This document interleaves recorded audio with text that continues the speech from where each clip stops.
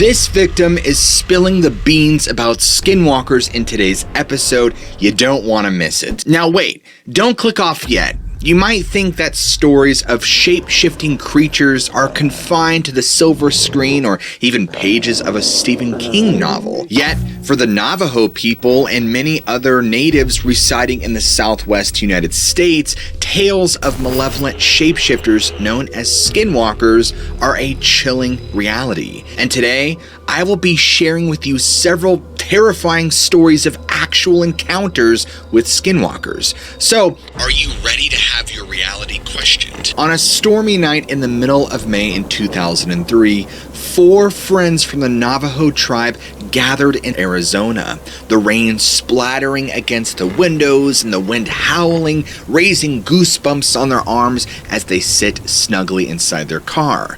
Now they were on the way to fetch water for their livestock, a seemingly simple task that would soon turn their entire world upside down. Now, as laughter and jokes filled the car, the friends approached the windmill destination.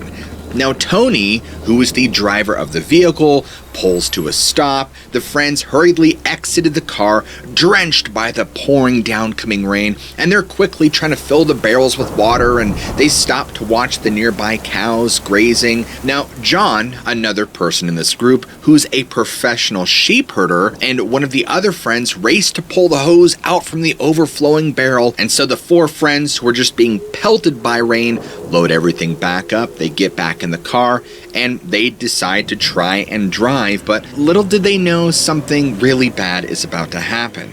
Now, as they're attempting to start the car and they keep turning the key in the ignition, it's just remaining completely unresponsive, and they just feel this sense of dread growing within them. And so they decide to get out and investigate under the hood and search for any problem, because clearly there's something going on despite everything looking right mechanically. And sure enough, the suspense all around them grew and the atmosphere seemed to change. And so 3 of the other men, Tony, John, and Cody, go and decide to engage with the cows while they're trying to wait and think of what they can do. Now suddenly, a loud noise would echo through the night. Now this frightened the main guy working on the car, but he just assumed it had come from one of his friends over there who were just throwing rocks, and it scared the cow. So they called out, warning their friends to stop, but the noise only grew louder, increasing in intensity. Now at this point, fear began to truly show itself. He's working on the truck, he's very preoccupied,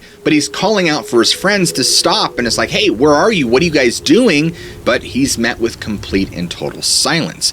Now at this point, the rain is just pelting down. It's so heavy that even the moonlight is struggling to break through the storm clouds. And so the other guy, Tony, decides to help search for the missing friends, which would have been John and Cody. And so they both go out there, leaving the vehicle, trying to look in the dark, calling for their friends. And after probably about 20 or so minutes, they find John and Cody lying on the ground, shivering and wide-eyed in terror. Immediately, the protagonist or narrator, whatever you want to call him, he was never named in the story, turns to tales that they had heard before of skinwalkers, a creature more commonly known to plague the Navajo people. Their fear ignited as they now heard rustling in the bushes nearby, and all 4 of these friends found themselves paralyzed with fear. They were woefully unprepared for any encounter with the supernatural, let alone a predator of any kind, and none of them had any weapons for protection. Without waiting another second to see what it was, they get up and they run back towards the vehicle, and they all hear the sounds of scraping claws on the ground that just seems to be following them back as they're stumbling and running back to the car, half carrying the immobile bodies of John and Cody. Now they get back to the car, boom, they close the door, and just like that, all the sounds around them completely cease. An eerie silence then envelops all of them. And then, without warning, 3 monstrous humanoid coyotes sprang up onto the car's hood. Their blood-red eyes stared menacingly at the friends, and their horrible stench would overpower their senses. The friends would recoil from the grotesque beings as they began to chant in Navajo. Panic and terror plagued the group as another vast, dark creature would appear outside Tony's window. It exhaled a mysterious powder into the car, inducing a sense of calm despite the unimaginable horror that had descended upon them, and they're getting sleepy and they're kind of just...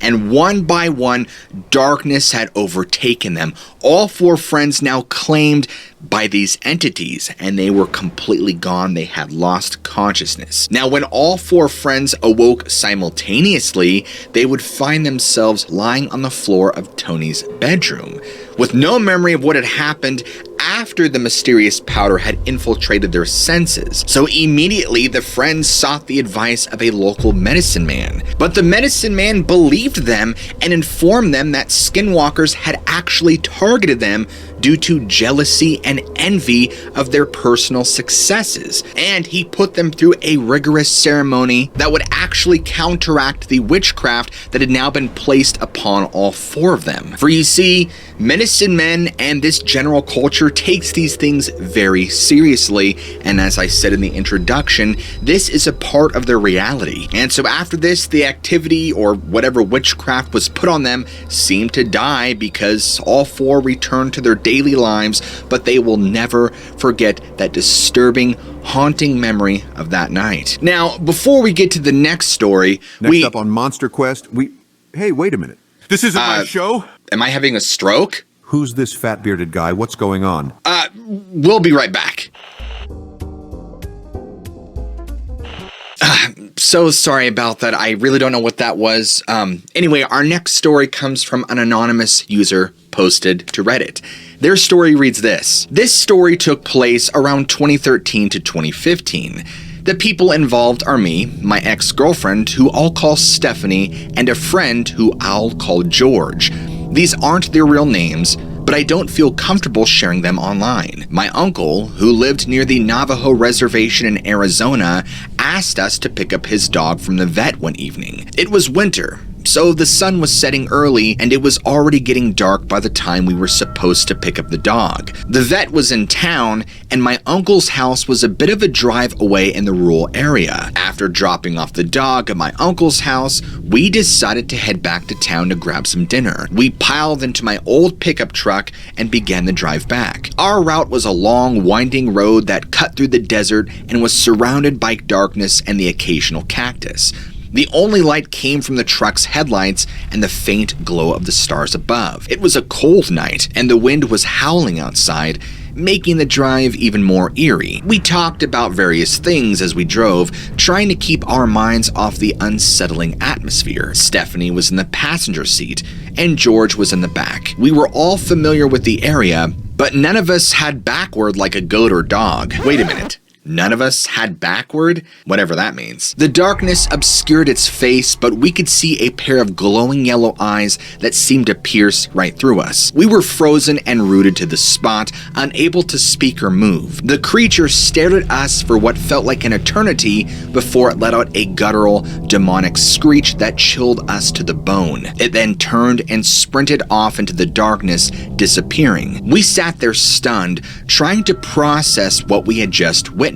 Finally, George broke the silence asking, "What the hell was that?" None of us had an answer. We decided to continue driving, eager to put as much distance between us and the creature as possible. The rest of the drive was tense and quiet, each lost in our thoughts, trying to make sense of what we had seen. When we finally reached the town, we went straight to a local diner, desperate for the comfort of a warm meal and the other company of people. As we ate, we discussed the encounter, trying to come up with a rational explanation for what we had witnessed. We considered the possibility that it was just a person in a costume, or an animal that had been injured and was acting strangely. But deep down, we all knew what we had seen was far more sinister and unexplainable. I'm pretty confident this was a demonic entity of some kind. After dinner, we returned to my uncle's house, still shaken by the experience. We did not sleep much that night, and the next day, we decided to do some digging and talk to some of the elders nearby. We learned about the Skinwalkers,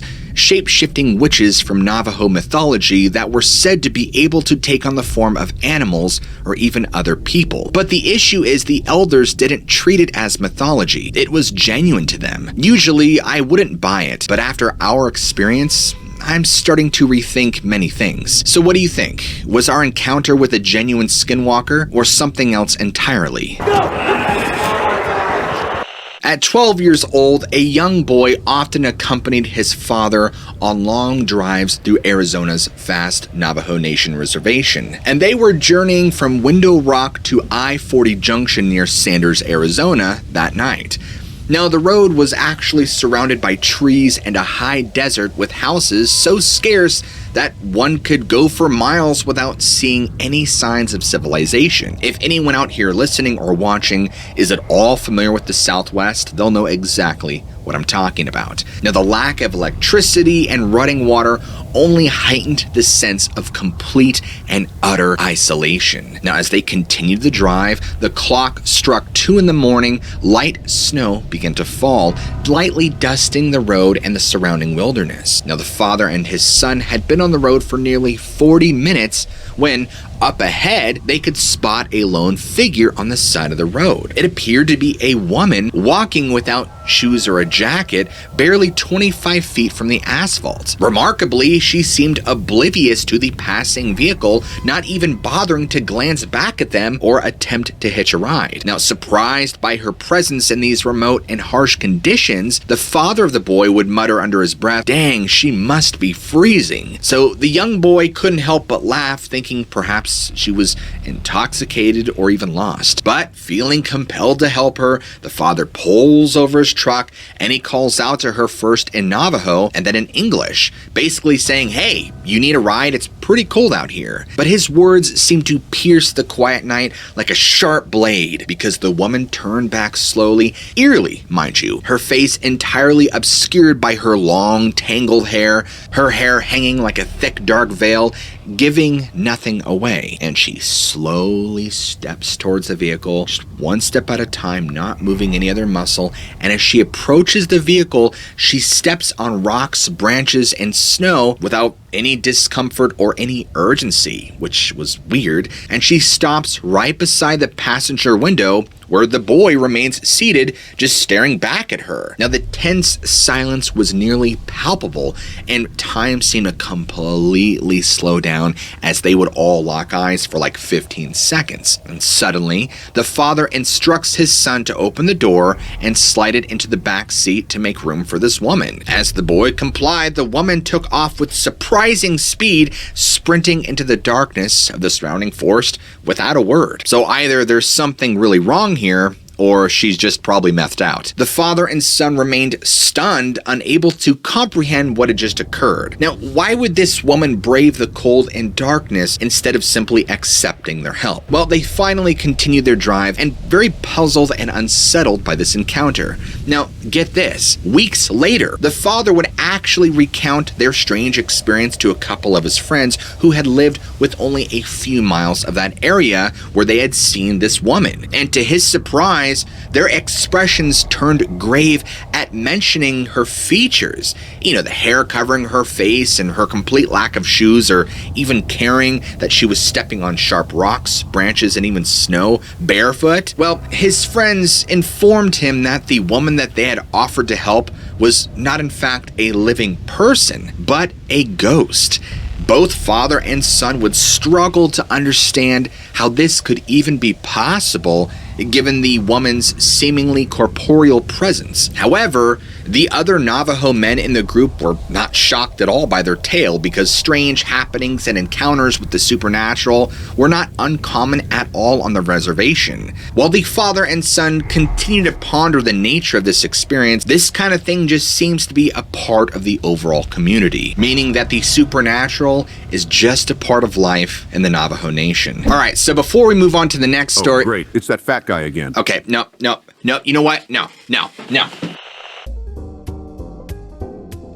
I used to work at a remote research facility near the Navajo Reservation in Arizona. The facility was deep in the desert, surrounded by miles of barren land. The nearest town was about an hour away, so it was pretty isolated. I had been working there for a couple of years and had grown fairly accustomed to the long drives and the silence that came with it. One evening, after finishing work, I decided to head home. It was around 9 p.m., and the sun had already set.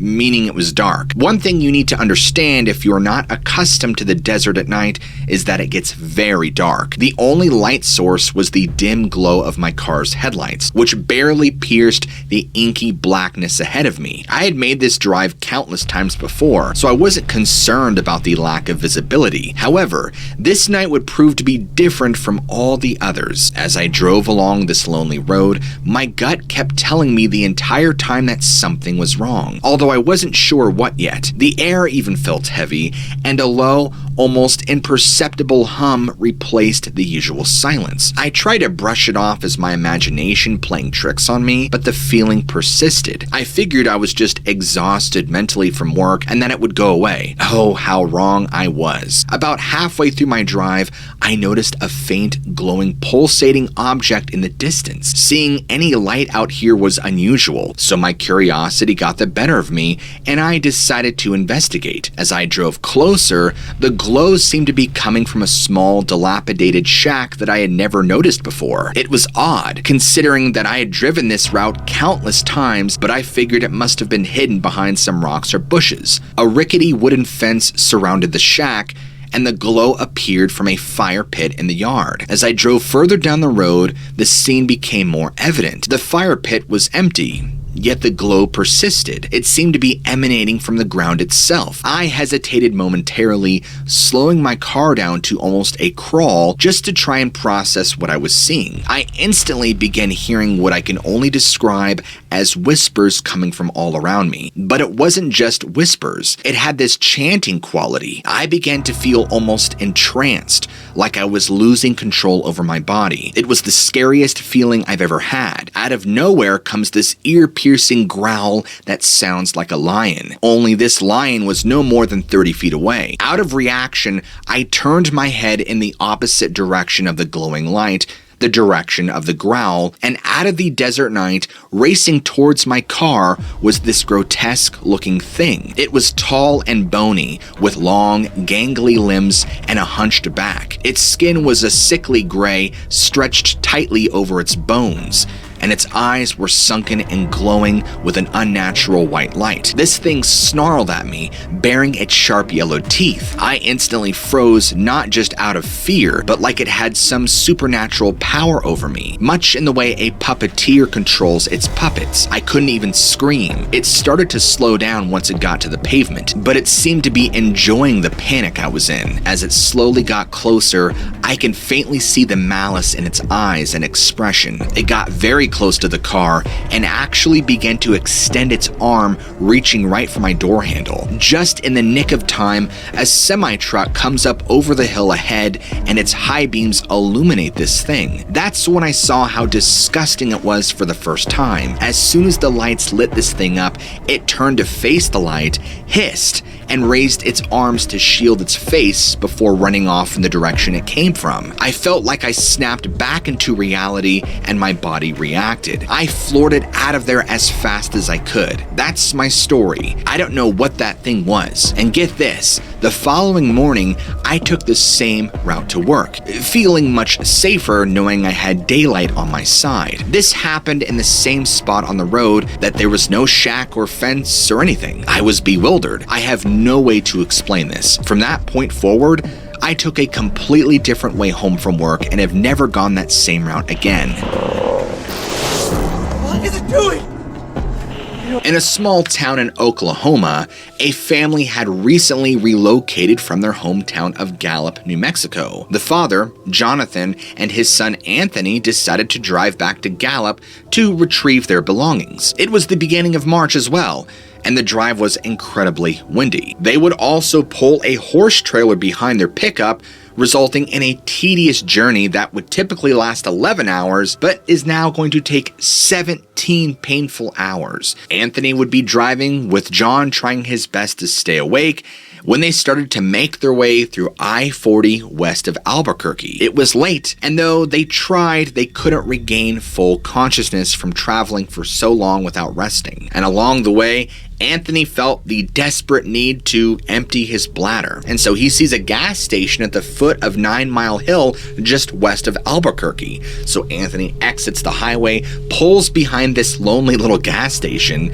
despite the reassurance from his father that there were better places to pull over just to avoid any issues. So Anthony goes and he relieves himself, but then he senses something wrong, a presence, that someone or something was standing behind him. Anthony could feel the hairs on his arms and neck begin to stand up as he's zipping up, and now he's too fear-stricken to even look back behind him. So he just hurriedly finishes and runs back to the vehicle. So once they get back in their vehicle, they take off on their journey yet again. And they're hauling butt too. The truck is just slicing through the darkness. The hours are progressing. They're getting more and more tired. The journey is long and exhausting. Ladies and gentlemen, if you guys have ever been on a long car ride, you know how much it sucks. Listen, when I have to drive 3 to 4 hours, I want to die. I can't even imagine 17 hours, and we don't even know if these guys are doing it in one go. Now, as they're driving, Anthony suddenly halts on the brakes, slams on the brakes, pointing out that a car is seemingly trapped sideways in the middle of the road. Now, John is blinking and rubbing his eyes because he's fearing that he now too has become delirious from such a long drive. And to his horror, when he looks again, the car seems completely normal, now cruising peacefully ahead. Something was wrong, seriously wrong. John commanded his son Anthony to pull over and demanded what he saw. But Anthony couldn't formulate a concrete answer, only expressing his fear that the fact that he was exhausted. So they decided to switch places, hoping this would return them to their senses. What they didn't know, however, was that this was just the beginning of the nightmare. So John takes control of the truck and he tries to push this event out of his mind, but as they continue into the night, nothing gets better. And in fact, John could have sworn he had seen a man dressed in a cloak, a buckskin cloak, mind you, on all fours, and that alone was unnerving. And the entire time he's driving,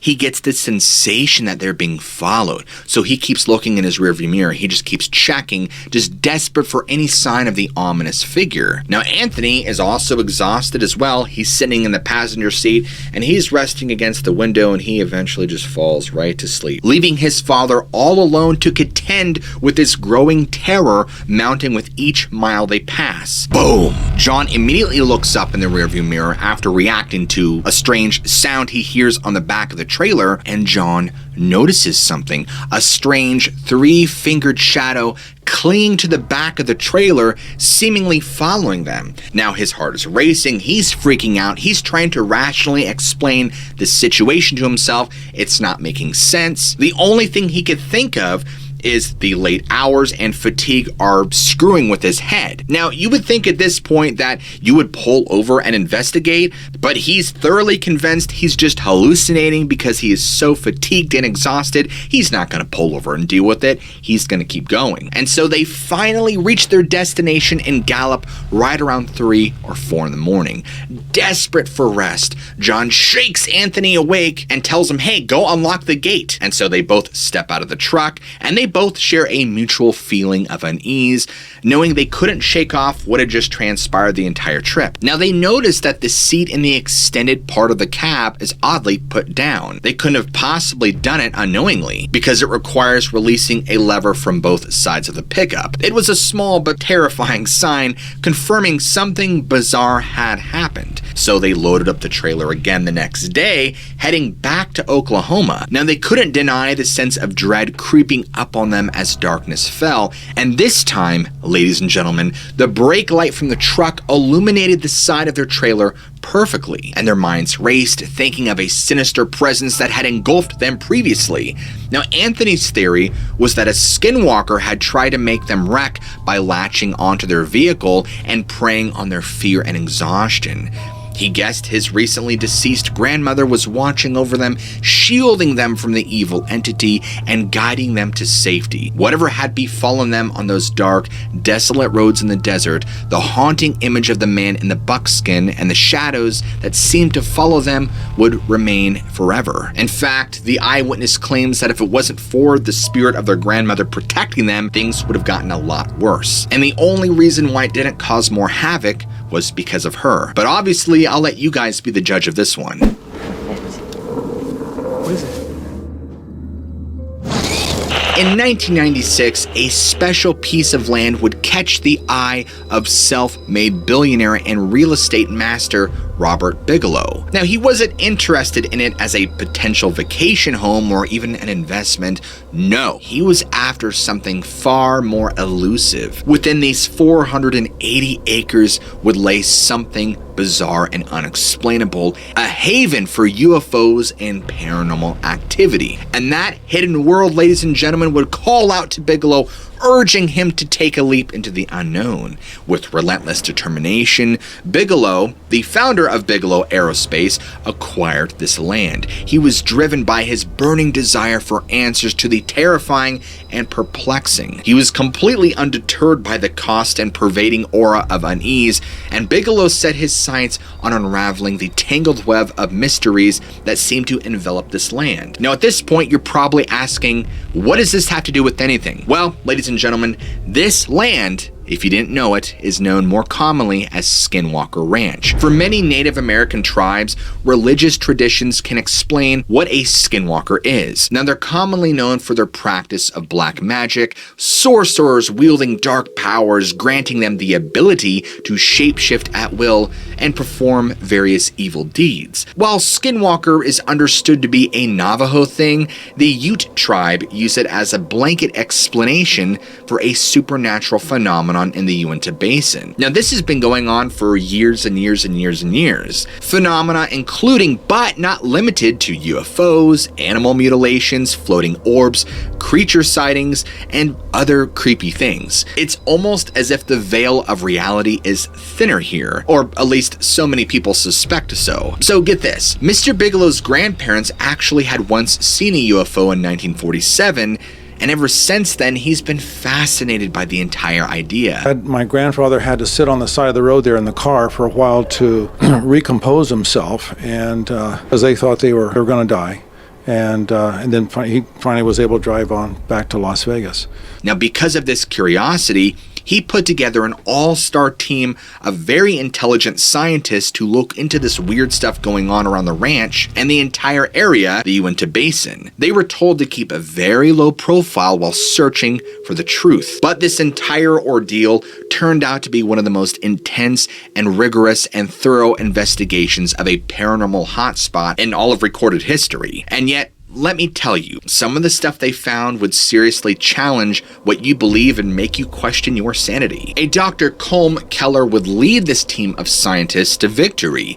He was an immunologist and molecular biologist by trade. Thanks to this man alone, the NIDS, or National Institute of Discovery Science, was conceived. If you want to know what's so special about NIDS, one of their many missions was to dig deep into the mystery of Skinwalker Ranch. Now, it was at this point that famed paranormal investigator George Knapp had a unique privilege. He found himself allowed to be involved but could only interview, observe, and speak to the NIDS. He had to remain silent, never sharing any of his findings with the outside world. Knapp had to keep all of his experiences under lock and key, metaphorically speaking. This must have been a crazy challenge for someone as celebrated in journalism as he was. But in 2002, a breakthrough happened. Knapp received the green light to pen sensational pieces on the mysterious Skinwalker Ranch. In 2005, the thrilling book hunt for the Skinwalker. One of the main intentions behind the publication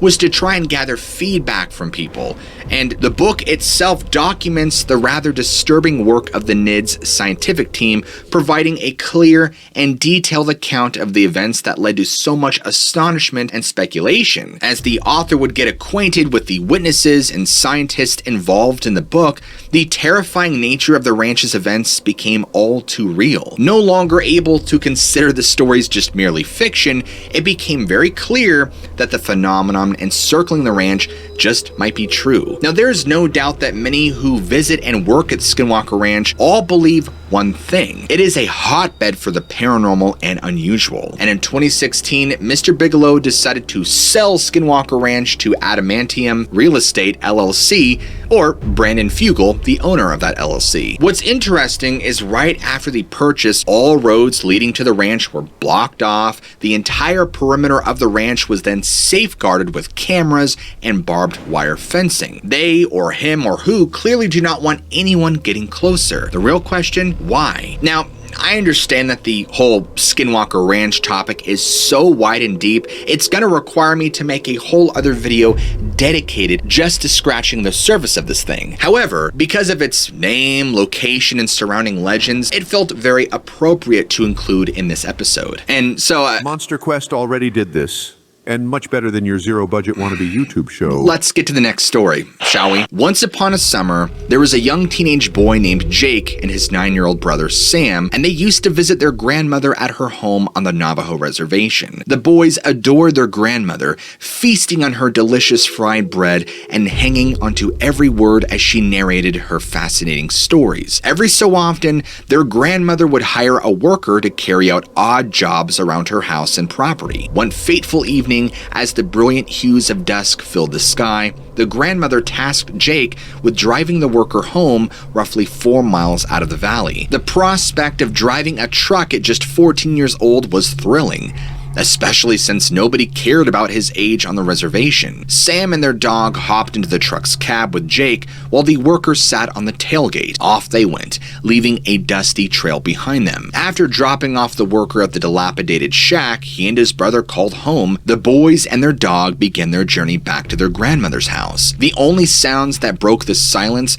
were the hum of the truck's engine and the faint melody of Holbrook's only radio station. Everything seemed ordinary, but that calmness would soon shatter. As Jake drove on, his eyes caught a strange movement in the bushes ahead. He slowed, thinking it might be a sheep from the roaming local herd. But almost instantaneously, a bone-chilling dread took hold. Jake's hands tightened around the steering wheel, his knuckles turning white. He could not comprehend why he felt such an ominous sensation. Suddenly, it struck him. He peers into the rearview mirror, his heart pounding. Behind the truck was a tall, slender figure shrouded in darkness, seemingly covered in hair or fur. It raced against the tail of the speeding truck with unnerving agility. Jake refused to believe his eyes. It could not possibly be human. Sam's desperate cries pierced the thick air while their usually gentle dog barked ferociously at the mysterious pursuer. The truck's speedometer needle crept higher and higher,